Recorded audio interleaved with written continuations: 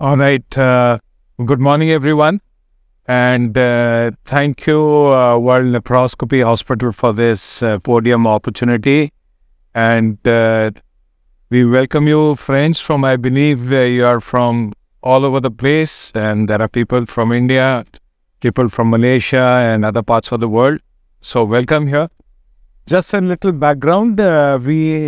Whatever we are going to speak, Dr. Vanna and myself, we've been working together for decades now.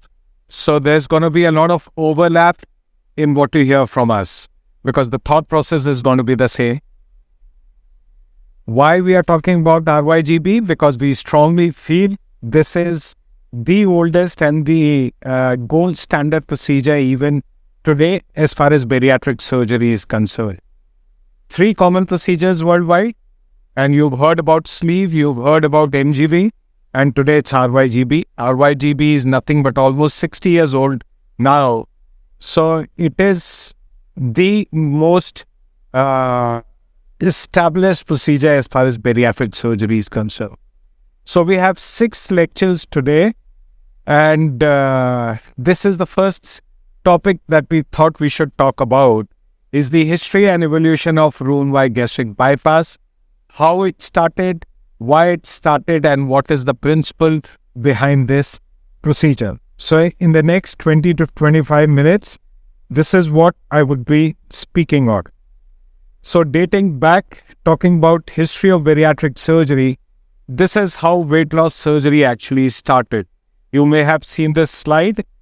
So to restrict people from eating, because primarily this was all about weight loss surgery. We only talk about metabolic benefits in the last 20 years. Before that, it was only weight loss surgery.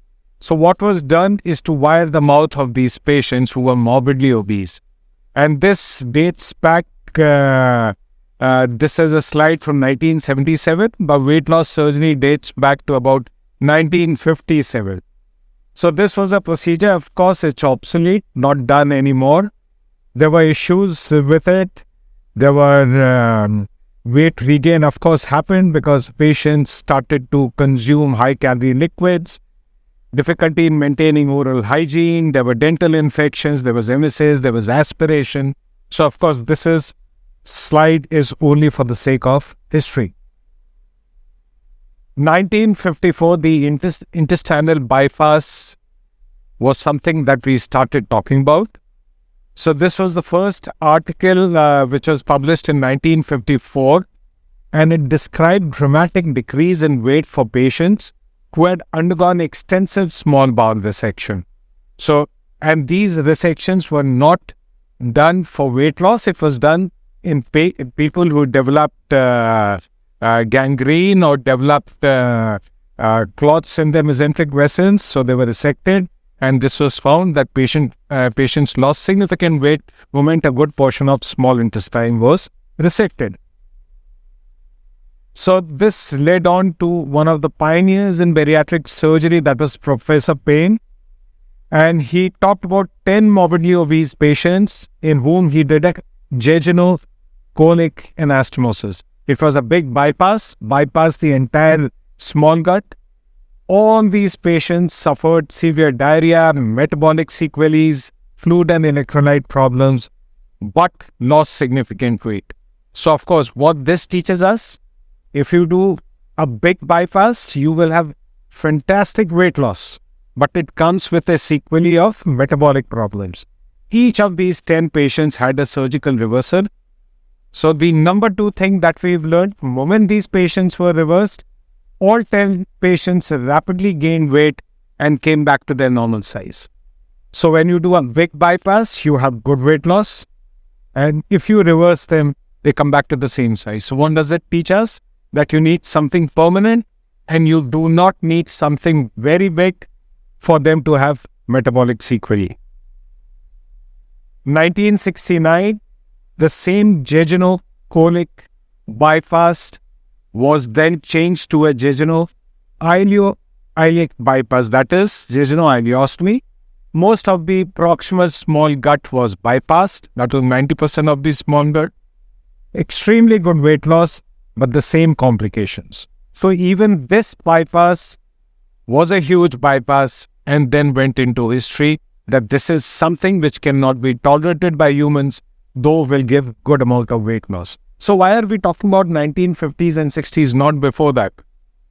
So if you look at history of bariatric surgery, this dates back to the time when World War II finished. At the time of World War, the entire revenue or money was diverted towards the war. People hardly had anything to eat food. So there was no obesity. Moment World War II finished, all this amount of money was diverted towards farming. Suddenly there was excessive food available to people. And that's when obesity started arising in the US. So, Professor Mason, father of modern gastric bypass. So, the first gastric bypass was done by Professor Mason. It did not look anything at all what you see today. So, this was a proximal gastric pouch right on top, what he created. And this surgery was born similar to the surgeries which were done for peptic ulcer disease. So proximal pouch and a loop of jejunum was attached to it. The small gastric pouch and a gastrojejunostomy. It was a pouch similar to the size what we do today, that is about 15 to 20 cc. So this concept was based on Billroth 2 gastrojejunostomy for peptic ulcer disease. There were problems with it. There was a lot of reflux of bile into the gastric pouch, higher incidence of marginal ulcers as well as esophageal erosions. So this was then later changed. This was changed to a Roux-en-Y construction. Same pouch on top, which was about 15 to 20 cc, and this was done by Giffen and colleagues. So this modification improved the tension on the anastomosis because this anastomosis was not as high. Because it was a roux limb, anastomosis was easier. It eliminated bile reflux completely, and it did bring about small amount of malabsorption because they bypassed about 100 to 150 centimeters of small intestine. 1983, this was Torres and colleagues created a pouch which was similar in size but based on the lesser curvature. So this made the anastomosis even lower as compared to the earlier anastomosis. Blood supply was better preserved in these anastomoses and surgery was easier. So this led to a pouch which was created along the lesser curvature, same size, 15 to 20 cc with a Roux-en-Y reconstruction. This led in 1994 by Whitcrow and Clark, who did the first laparoscopic Roux-en-Y gastric bypass. So if we look at the history, bariatric surgery prior to laparoscopy was not a very popular surgery, even though obesity was extremely common in the West. But to perform a bariatric surgery, it needed big morbid incisions, and there used to be a very high morbidity and mortality due to wound complications. So this surgery was not a very popular surgery. Popularity only started after laparoscopy came in. It came in 87, 89. 89 was the first laparoscopic cholecystectomy. And you see, in next 5 years, these innovators were able to do the first laparoscopic Roux-en-Y gastric bypass. So if we look at the laparoscopic RYGB today, it's considered the gold standard procedure for weight loss as well as good metabolic outcomes. It brings about good weight loss with absolutely acceptable complication rates in the long run. We are going to talk about all those complications. A pouch is created to the way we have just shown in the history, but there are various ways of creating a pouch. What should be the ideal stoma diameter? What should be the limb length? Should or we should not close the mesenteric defects? Whether or not we should use these bands around the pouch came as various variations all along. So now let's talk about them one by one, how things changed. So initially, pouch size was never calibrated. Just with approximation, the surgeon created a small proximal pouch, bypassed about 150 centimeters of small bowel, created a gastro-jejunostomy and a jejunostomy. So this was how it was initially created. The concept of small pouch was talked about very initially in surgery, and it was talked about that the pouch should always be calibrated, and this is how we calibrate the pouch today. We always use a gastric calibration tube to size the pouch. Standard gastric calibration tube, which is about 36 French in size, and that is what is used today to create a small pouch. So how do we decide as to where we should start creating a pouch? So this was the study initially that talked about size matters. Gastric pouch correlates with weight loss after laparoscopic Roux-en-Y gastric bypass. This means smaller the pouch, better is the weight loss. Now, during this creation of the pouch, calibration of the pouch, this is one face which is familiar to everyone. That is Professor Malfoy, who talked about a 4V pouch. So 4V pouch is similar to what we have talked about, a long or a pouch which is about 20 cc along the lesser curvature, but he also used a silicone ring around the pouch. The concept was, when you use a silicone ring, it prevents the pouch to dilate. Now, this is a matter of controversy. So if you see worldwide, the number of people who are using a ring around the pouch are very few. And the reasons are very simple, because we've seen the history of bariatric surgery. We've seen the fate of gastric bands in past. So any prosthesis around the pouch in the long run can have complications. So people like us who have witnessed gastric bands in past, we actually do not use a pouch. But for you to know the history as well as the ways to do a gastric bypass, a 4V pouch, that is with the presence of a silicone ring around the pouch, is also a way to create a pouch. An analysis of gastric pouch anatomy in bariatric surgery, and what do they conclude?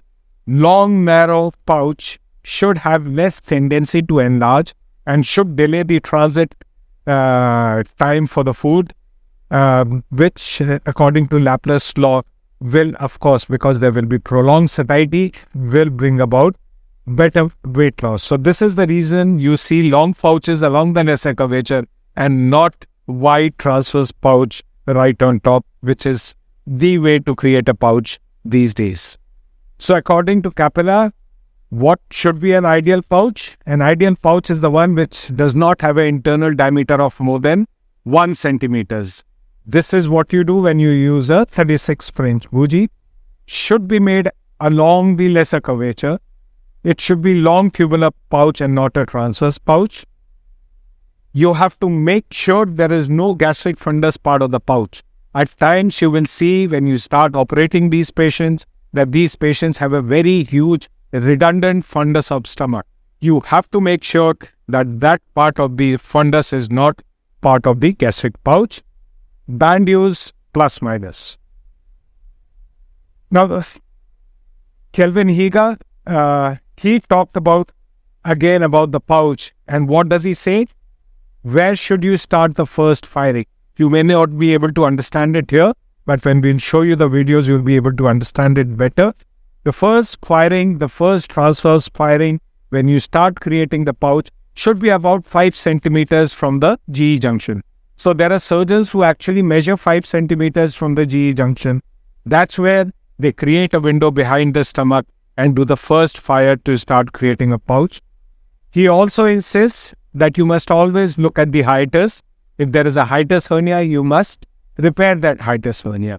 Now, this is a controversy again for gastric bypass. For sleeve gastrectomy, it stands true. For gastric bypass, if it is just a knuckle, gastric bypass by itself is an anti-reflux procedure. So you may or may not need it in all your patients. Now coming to the stomach, gastrojejunostomy. Now this gastrojejunostomy can be created by 3 ways. You can do a hand-sewn anastomosis, you can do a linear stapled anastomosis, and you can do a circular stapled anastomosis. Worldwide, the commonest ways of creating an anastomosis are the circular stapled and the linear stapled, because hand-sewn does take a longer time, longer surgical time. Shorter the GA time in these patients, better is the recovery. So you will always find stapled, either linear or circular, being performed worldwide. Now, what is a better way of doing it? Literature has been conflicting regarding the superiority of one way of doing it over the other. So whatever is good in your hands is eventually going to be good for your patients. So whatever you feel you can do it comfortably is something you should try and master, though you should know all other ways of doing it. Right. Now, this is about the circular anastomosis. If you see the circular stapler being used for gastrojejunostomy, this is the similar stapler used for colonic as well as the esophageal anastomosis, but these are specifically meant for bariatric surgery. The earlier staplers were the blue loads with a 21 mm circular stapler diameter. This has become obsolete because there was a high incidence of strictures in the long run. So, the stapler which is used today is a 25 mm circular stapler, which has an absolutely acceptable rates of long-term strictures of the anastomosis. So what should be an ideal diameter? It should be 25 mm, 2.5 centimeters, whether you do a linear or you do a circular anastomosis. Now, this is something which has been again developing over the years. So, what is ideal Roux-en-Y gastric bypass? A short roux limb of 75, long roux limb of 150 centimeters. It should never go beyond 150 centimeters. So what is the amount of small gut that you can bypass in a standard RYGB? Maximum 250 centimeters. That is 100 centimeter of biliopancreatic limb and 150 centimeters of roux limb. Never more than that. Initially, for super obese patients, they were doing distal bypasses, keeping a common channel of only 100 centimeters. This is only again in history. Roux-en-Y gastric bypass is a procedure which is more of a restrictive procedure which brings about very little malabsorption. Alright, so never more than 250 centimeters of small bowel bypass. Now, whenever you do these two anastomoses, it is a gastrojejunostomy and a jejunojejunostomy. What should be the configuration? This is how it was done initially. It was always a retrocolic roux limb which went up to create a gastrojejunostomy. But now the standard of care, standard of surgery is a anterior anticolic antigastric anastomosis. Reason, whenever you do retrocolic, the chances of internal hernias were very high. And number two, of course, this is a shade more difficult than doing this. So anticolic antigastric anastomosis is something which is done for all your patients today. This again talks about limb lengths. What should be the ideal limb lengths and what have they concluded? We should aim to bypass at least 100 centimeters of jejunum to achieve the benefits of RYGB. Bypassing more than 200 centimeters small bowel does not improve weight loss. So what have we learned from the history today? Till about 200 centimeters of bypass is good enough. You don't have to bypass anything more than that. So if you will see most surgeons, they will have about 50 to 75 centimeters of biliopancreatic limb and about 100 centimeters of alimentary limb or the roux limb. So you don't bypass more than 200 centimeters because it does not give you any benefits of weight loss. Now, when we create these anastomoses, we create mesenteric defects. Okay? So there are two defects which are created. One is called the Peterson space. So Peterson space is the space between the alimentary limb, the mesentery of the alimentary limb, and transverse mesocolon. We'll show that to you in videos. So this is one defect that gets created. This is when you do a retrofolic anastomosis, not done anymore. So this defect is not created. And of course, when you do a jejunostomy, that is the intermesenteric space. So two spaces are created. And what is the understanding today? When we started doing bypasses almost 2 decades back, we never used to close these defects because the understanding was it does not give you any benefit. The incidence of internal hernia is the same with closure and without closure. But that was the time laparoscopic surgery was just building up. All that literature was from the open era. What we have realized when we do laparoscopic procedures, there is hardly any adhesion formation. So incidence of internal hernia suddenly increased. So now for you, when you do these surgeries, you have to close these mesenteric defects. So this is, again, from what we learned in the history, that the incidence can be as high as 3 to 4.5%. Actually, some of the studies also talk about as high as 11%, but you must close all the mesenteric defects. What about the bands? Now, this is again a mixed bag. People who believe in bands talk about superior weight loss. People who do not believe in bands talk about complications of the band in the long run. So eventually you will see in your practice what suits you.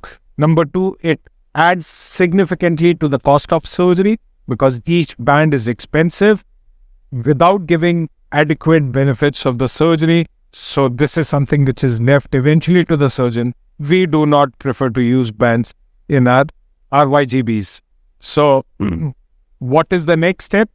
The next advancement now is you can do the same procedure robotically. Of course, it adds on to the cost of surgery, but there are benefits to the patient. So something which is just to mention how things have developed. Just a few slides on how RYGB works. So for us to understand as surgeons, we'll not go into big details. It reduces the caloric intake because you've reduced the size of the pouch. It increases the energy expenditure. Our BMR increases after gastric bypass. Again, this is a big subject on its own, but we have to understand it reduces caloric intake, it increases the energy expenditure, reduced nutrient availability because we are bypassing a certain portion, and of course, there is altered metabolic efficiency. So for us to understand, there is a restrictive part of the procedure and there is a malabsorptive part of the procedure. The malabsorptive part is secondary to because we bypass certain part of the foregut. When we do a foregut bypass, duodenal exclusion, so there are metabolic benefits. And because we are bypassing, there is a rapid delivery of nutrients to the hindgut that brings about its own metabolic changes, which gives the benefit. So today, gut is considered an endocrine system, which with an extremely close association with what we eat, the liver, the small intestine, the bile acids. So everything works in tandem to bring about the benefits of a RYGB surgery. So in the endocrine system, there are various gut peptides which bring about benefits. And this is typically the hindgut theory, in which because the food reaches the ileum quickly, you have increased secretion of certain gut hormones, which are the your PYY, the GLP-1, the GLP-2. There is change in the gut microbes. The bile acids available in the distal gut is high. So I'll not go into details of this because this is a huge subject. You can read, you can sit and you can read. But these are all the changes which are taking place after a gastric bypass surgery. So we also talk about intestinal remodeling. So what happens? There is a selective hypertrophy of the small bowel segments that takes place, usually in this distal ileum. So there is an increase in N cells. These increased in N cells are responsible for increased secretion of GLP-1, GLP-2, PYY, CKK. Today we talk about diabetes remission after this surgery. We have these GLP analogs which are available in the market who bring about the same changes as that of bariatric surgery, but of course Those are drugs. Then there is nutrient sensing, which is the gut, brain, liver negative feedback mechanism, which reduces your desire to eat. There is always changes in food preference. You will see patients after bariatric surgery that their desire to eat sweet things goes down, and there is a desire to eat more fibers and healthy foods. So this is the last couple of slides. This is how the benefits to the diabetes takes place. This is a normal GI system. The black ones are the incretins, that is insulin, which brings about, which takes care of these patients' glucose homeostasis. But what happens to patients who are diabetics? You have these anticretins, which actually do not let the incretins work. And this is secondary to obesity, what we talk about insulin resistance. After gastric bypass surgery, these incretins are not exposed to food. So the working of incretins stay the same. So that's the reason you see the response of gastric bypass surgery in the tune of that almost 50% of the diabetics are discharged within 72 hours minus the medication of diabetes, provided the duration of diabetes has been not very long. So this is the slide that says it all. A big association between the brain, the liver, the small bowel, and what we eat, and how this gastric bypass surgery works. So to conclude, RYGB has always generated a lot of interest among surgeons because of the severe metabolic benefits that we get after gastric bypass surgery. Still continues to be gold standard. Small pouch makes the surgery more effective. Limb lengths, as we have discussed, you do not go more than 200 centimeters. Goal is to achieve significant weight loss and resolution of comorbidities without having long-term sequelae of malnutrition. So thank you very much. This is about history and principles of this surgery. I'm open to questions before we go on to the next lecture.